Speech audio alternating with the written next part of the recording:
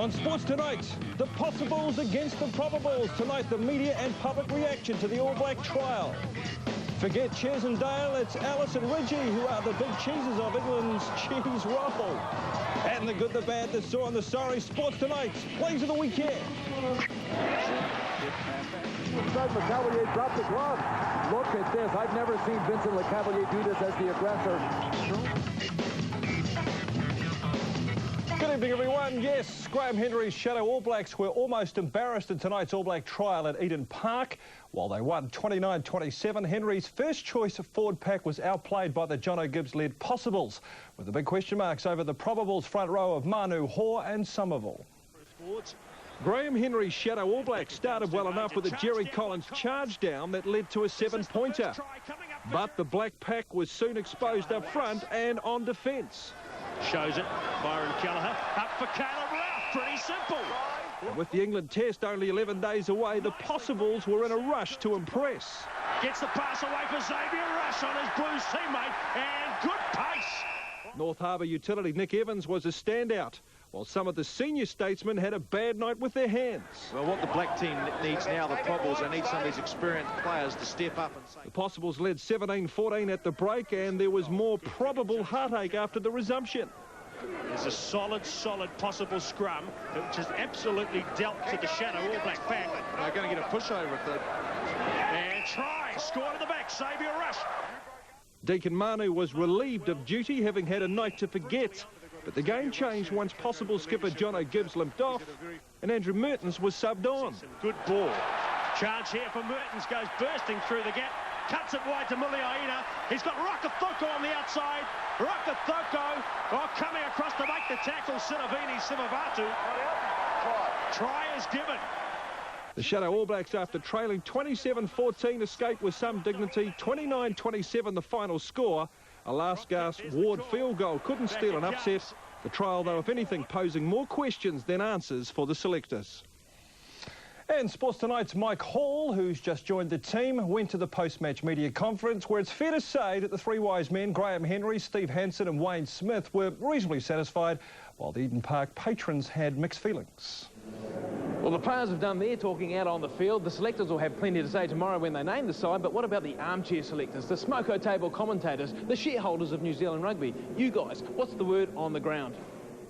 Xavier Rush definitely in. Xavier Rush? Yeah, had a great game. He's got to be in. I think Xavier Rush for my bolter. Mertens is back. King Carlos, mate. King Carlos. I think it's going to be a long night for those coaches. I think it's helped immensely with selection, personally. But as I say, the four selectors haven't sat down and discussed it yet. They got to do it all again next, midweek. Midweek? It didn't solve enough. We need some more. Well, they should keep going until they actually get it right.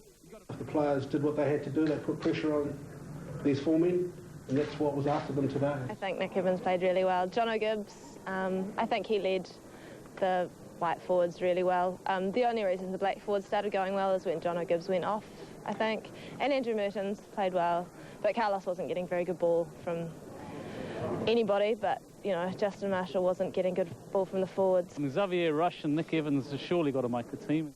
I bolted Nick Evans, actually.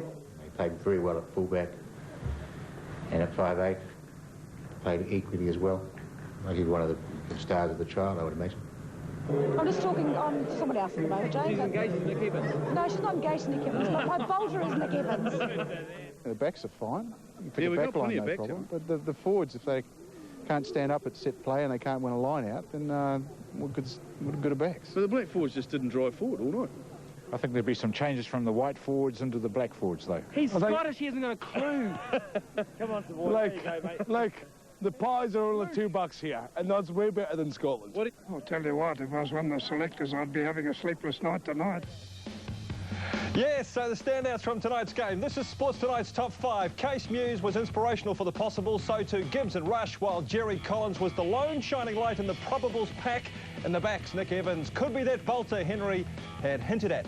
Now, the big disappointments, the Probables pack, especially Deacon Manu, who's in danger of missing the 26-man squad when it's named around 10 o'clock tomorrow morning. Keith Robinson, Brad Thorne turned over a lot of ball in the tackle, while Mosi Tuiali's hands let him down and he struggled to break the advantage line.